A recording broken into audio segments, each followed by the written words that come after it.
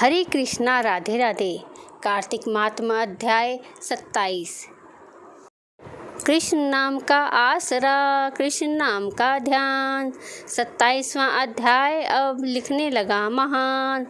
पार्षदों ने कहा, एक दिन की बात है, विष्णुदास ने नित्य कर्म करने के पश्चात भोजन तैयार किया, किंतु कोई छिपकर उसे चुरा कर ले गया। विष्णुदास ने देखा भोजन वहाँ पर नहीं है, परंतु उन्होंने दोबारा भोजन नहीं बनाया, क्योंकि ऐसा करने पर सायंकाल की पूजा के लिए उनके पास समय नहीं बचता। अतः प्रतिदिन के नियम का भाग हो जाने का भय था। दूसरे दिन पुनः उसी समय पर भोजन बनाकर वे जो ही भगवान विष्णु को भोग अर्पण करने के लिए गए, तो ही किसी ने आकर फिर से सारा भोजन चुरा लिया। इसी प्रकार 7 दिनों तक लगातार कोई न कोई भोजन चुरा ले जाता रहा। इसे विष्णुदास को बड़ा विस्मय हुआ। वे मन ही मन इस प्रकार विचार करने लगे, ओहो, कौन प्रतिदिन आकर मेरी रसोई चुरा ले जाता है। यदि दोबारा रसोई बनाकर भोजन तैयार करता हूँ तो सायंकाल की पूजा मेरी छूट जाती है। यदि रसोई बनाकर तुरंत ही भोजन कर लेना उचित हो तो मुझे यह न होगा, क्योंकि भगवान विष्णु को सब कुछ अर्पण किए बिना कोई भी वैष्णव भोजन नहीं करता। आज उपवास करते मुझे 7 दिन हो गए। इस प्रकार मैं व्रत में कब तक स्थिर रह सकता हूँ। अच्छा, आज मैं रसोई की भली भांति रक्षा करूँगा। ऐसा निश्चय करके भोजन बनाने के पश्चात वे वहीं कहीं छिप खड़े हो गए। इतने में ही उन्हें एक चांडाल दिखाई दिया, जो रसोई का अन्न हर कर ले जाने के लिए तैयार खड़ा था। भूख के मारे उसका सारा शरीर दुर्बल हो गया था। मुख पर दीनता छा रही थी। शरीर में हाड़ और मांस के सिवा कुछ शेष नहीं बचा था। उसे देखकर श्रेष्ठ ब्राह्मण विष्णुदास का हृदय करुणा से भर आया।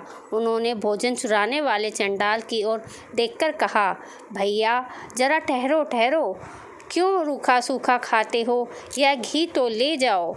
इस प्रकार कहते हुए विप्र पर विष्णुदास को आते देख वज चांडाल भय के मारे बड़े वेग से भागा और कुछ ही दूरी पर जाकर मूर्छित होकर गिर पड़ा। चांडाल को भयभीत और मूर्छित देखकर दिग्ज श्रेष्ठ विष्णुदास बड़े वेग से उसके समीप आए और दयावश अपने वस्त्र के छोर से उसको हवा करने लगे। तदंतर जब वह उठकर खड़ा हुआ तब विष्णुदास ने देखा वहाँ चंडाल नहीं बल्कि साक्षात नारायण ही शंख चक्र और गदा धारण किए सामने उपस्थित हैं।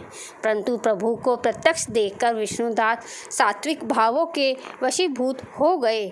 वे स्तुति और नमस्कार करने में भी समर्थ ना हो सके।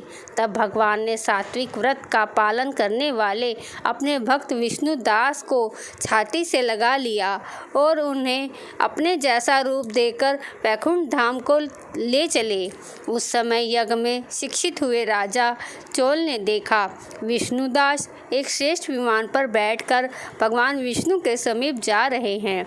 विष्णुदास को वैकुंठ धाम में जाते देख राजा ने शीघ्र ही अपने गुरु महर्षि मुद्गल को बुलाया और इस प्रकार कहना आरंभ किया, जिसके साथ स्पर्धा करके मैंने इस यज्ञ दान आदि कर्म का अनुष्ठान किया है, वह ब्राह्मण आज भगवान विष्णु का रूप धारण करके मुझसे पहले ही वैकुंठ धाम को जा रहा है।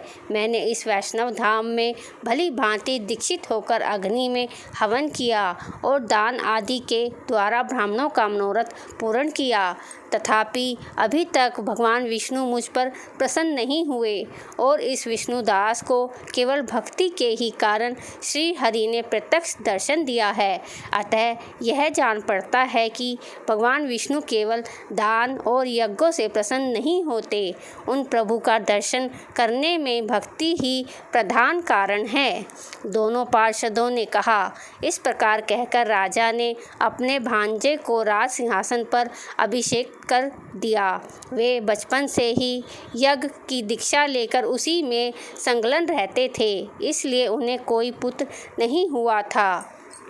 यही कारण है कि उस देश में अब तक भांजे ही राज्य के उत्तराधिकारी होते हैं। भांजे को राज्य देकर राजा यज्ञशाला में गए और यज्ञ कुंडल के सामने खड़े होकर भगवान विष्णु को संबोधित करते हुए 3 बार उच्च स्वर में निम्नलिखित वचन बोले। भगवान विष्णु, आप मुझे मन, वाणी, शरीर और क्रिया द्वारा होने वाली अविचल भक्ति प्रदान कीजिए। इस प्रकार कहकर वे सबके देखते ही देखते अग्निकुंड में कूद पड़े। बस उसी क्षण भक्त वत्सल भगवान विष्णु अग्निकुंड में प्रकट हो गए। उन्होंने राजा को छाती से लगाकर एक श्रेष्ठ विमान में बैठाया और उन्हें अपने साथ लेकर वैकुंठ धाम को प्रस्थान किया। नारद जी बोले, हे राजन, जो विष्णु दास थे वो तो पुण्यशील नाम से प्रसिद्ध भगवान के पार्षद हुए और जो राजा चोल थे उनका नाम सुशील हुआ। इन दोनों को अपने ही समान रूप देकर भगवान विष्णु लक्ष्मीपति ने अपना द्वारपाल बना लिया। विष्णु भगवान की जय। अगर आपको मेरी यह वीडियो पसंद आई हो तो वीडियो को लाइक करें, ज़्यादा से ज़्यादा वीडियो को शेयर करें और चैनल को सब्सक्राइब करना भी ना भूलें। हरे कृष्णा, राधे राधे।